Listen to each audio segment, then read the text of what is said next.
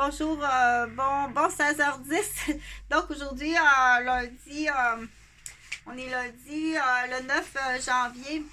Je vais faire une courte vidéo parce qu'il y a des choses que je veux ajuster en intervention, non seulement pour moi, mais pour des gens qui sont en intervention ou si tu ne l'as pas appris dans tes cours, que c'est tout simplement aussi une mathématique logique, mais à partir d'une connaissance quand même. Mais aussi pour des personnes qui ne sont pas du Québec, c'est de l'information, s'il te plaît, partage, c'est important. Donc, c'est un petit cours que je t'offre comme ça sur vidéo. Et le titre du cours, c'est Prendre connaissance de la génération. Une génération qui sont maintenant, qu'ils arrivent à l'âge de 60 ans, ou 65 ans, ou 70 ans. Que cette génération-là, au Québec, et aussi aux États-Unis, surtout Canada, États-Unis, qu'il faut savoir que c'est des personnes âgées du troisième âge et dans nos cultures et pratiques de bonté, on dit il faut bien prendre soin des personnes âgées, la finesse, la bonté vis-à-vis la personne âgée. Mais moi, qu'est-ce que je te rajoute, et c'est très important que tu écoutes comme il faut. Tu dois bien écouter. On arrive à une génération où est-ce qu'il y a un très haut pourcentage de cette génération-là, à l'époque, jeunes, et même tout au long de leur vie, ils peuvent avoir eu une parenthèse un peu plus tranquille, là, les années qu'ils ont eu des enfants. Où est-ce que c'était des gens qui ont consommé donc c'était à l'époque là, de l'acide, du LSD,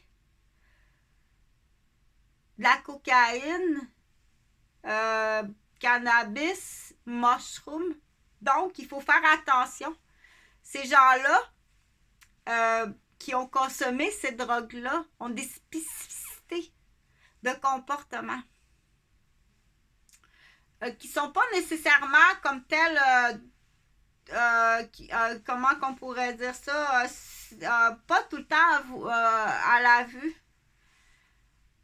ou notable, ou remarquable, ou facile à déceler. Mais en vieillissant, ici, il y a une rechute.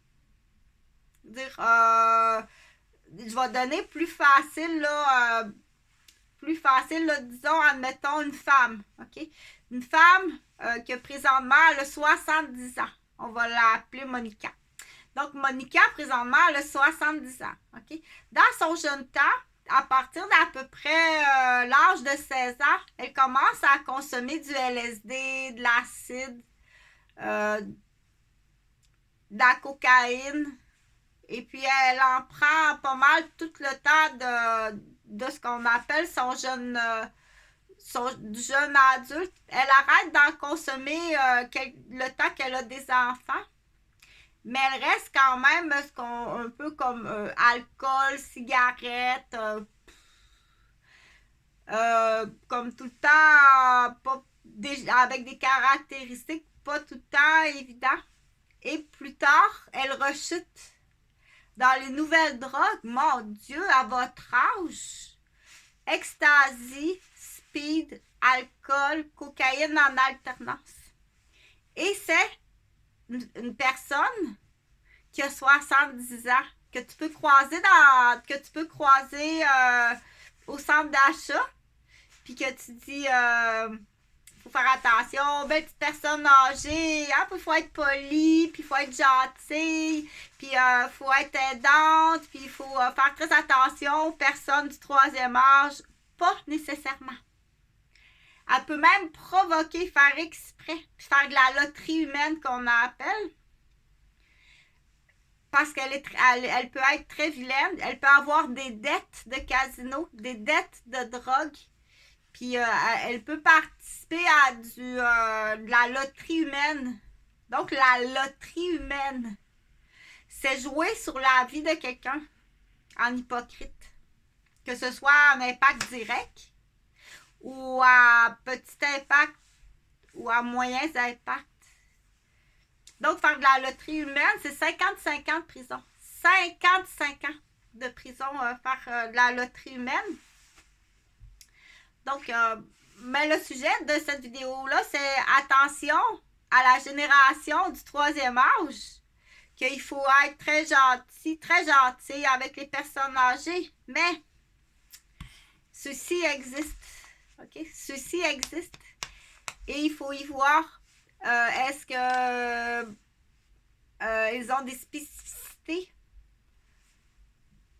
Ou est-ce qu'ils sont en rechute puis peuvent accumuler une dette avec leur nouvelle famille, leur nouvelle conjointe, leur nouveau conjoint? Accumuler une dette puis commencer à retourner au casino monnaie ou au casino humain. La loterie humaine. Donc, c'est des choses comme ça à vérifier. Et c'est des choses aussi à savoir que en tant qu'intervenant, premier répondant ou personne qui le sait, que des fois, on peut paraître dire « Oh mon Dieu, je l'ai vu là, j'ai vu une ambulancière. C'est épouvantable ce qu'elle a fait au vieux monsieur de 70 ans. C'est effrayant. C'est effrayant. Non, l'ambulancière, elle le connaît, cet homme-là de 70 ans. C'est un homme qui a un lourd passé de consommation, qui est en rechute non seulement qu'à l'époque, il a consommé du LSD, de l'acide, de la cocaïne, il en a vendu, il a fait des guenilles de gaz il est incestueux présentement, il est en rechute, ecstasy, cocaïne, speed. Laisse les professionnels travailler. OK, c'est là, tu comprends pourquoi que des fois on dit, surtout dans le mythe du respect de la personne âgée. Non, non. Quand on dit dans le mythe, ça veut dire dans le lavage de cerveau qu'il faut tout être bien poli avec la personne âgée du troisième âge, apporter de l'aide quand on peut, sans que ce soit nuisible pour nous. Oui, c'est vrai qu'il faut faire ça. Être bon pour les aînés, surtout être reconnaissant pour les aînés qui nous ont aidés, éduqués, servis, soignés. Surtout, mais pas ceux-là. Pas ceux-là. À un tel point qu'il y a une mère dans cette classe-là que je viens de t'expliquer, là, qui a pris du LSD, qui a pris de l'acide, de la cocaïne, puis qui est en rechute en plus à 70 ans, prend de l'ecstasy, du speed. Je parle pas de moi, j'ai jamais pris de drogue de ma vie, OK?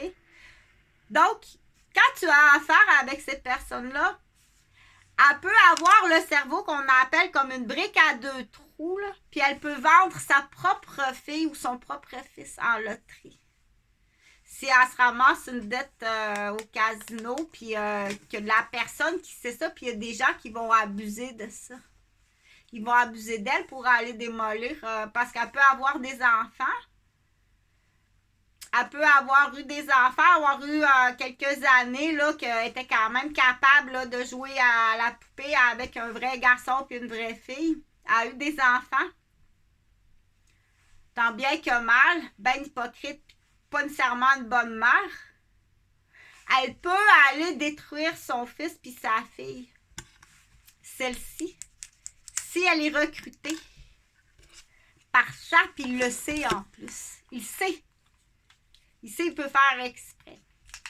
Dans certaines situations, on ne sait pas quand on dit on ne sait pas qui est I, c'est une personne qui est malhonnête, qui sait, qui a le dossier, qui sait, on la nomme Monica, là, je m'excuse pour ceux qui s'appellent Monica.